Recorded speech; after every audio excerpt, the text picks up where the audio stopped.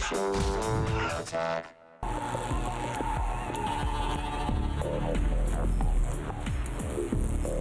really wish we had a Segway on set so we could just do Segways. Just have Steve Wozniak right across the screen wipe. We didn't know what to do. Segway! But right now, Fujifilm's whipping out its megapixels. It's curvy, yet sharp. Ooh. Having a digital camera on you at all times can really pay off, which is why Fujifilm released the Z37. Weighing only 4 ounces and just under an inch thick, this curvy camera automatically detects faces and scenes to take the best possible picture. Plus, with 10 megapixels, one-touch movie recording, and anti-blur mode, this is one of the most affordable full-featured point-and-shoots for $75.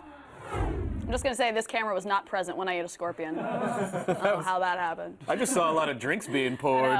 That's what I do for my job. Well, all right then. Such a tough life. So what's going on with this camera, Allison? This is definitely one of the smaller digital cameras we've ever reviewed. It's extremely light. It fits well in your hand or your pocket. Damn, girl, that is light. It's so tiny and beautiful and cute and purple.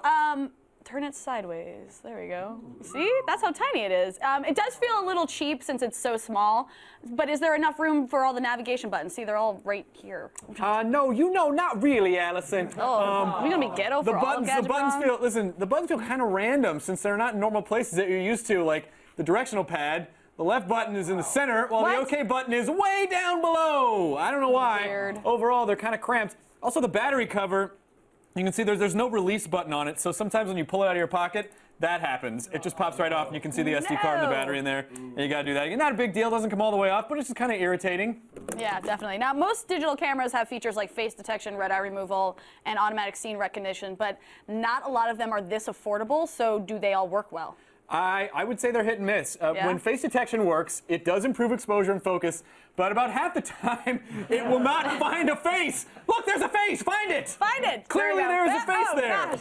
It doesn't like profiles. It only finds faces head on. Oh my God, Danny's dead. Red eye removal is about 50-50 too. If it tries, but it's just not always completely accurate. Overall, even with scene recognition, the features are nice and they do help a lot, but they just don't work all the time. But it does have these adorable little nubs on the bottom of it, so every time you want to stand it up on something, we do enjoy it'll nubs. stand up nicely. Yep. But I don't think cameras ever had an issue with that. I don't know why they added that. Nope.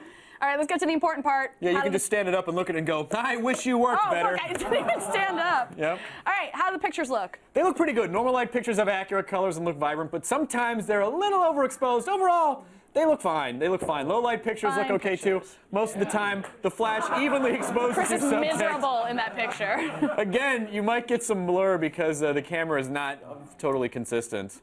Bummer. Okay, but it's only $75, which I have never heard of a digital camera being that cheap before. Well, right now, sure. Right now. Yeah. At this very moment, I have found the cheapest digital camera ever. I don't know if that's true. I just think it is.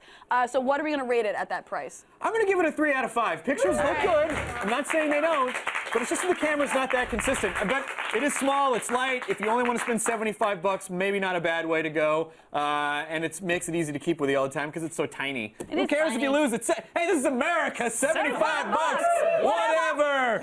75. Don't throw it.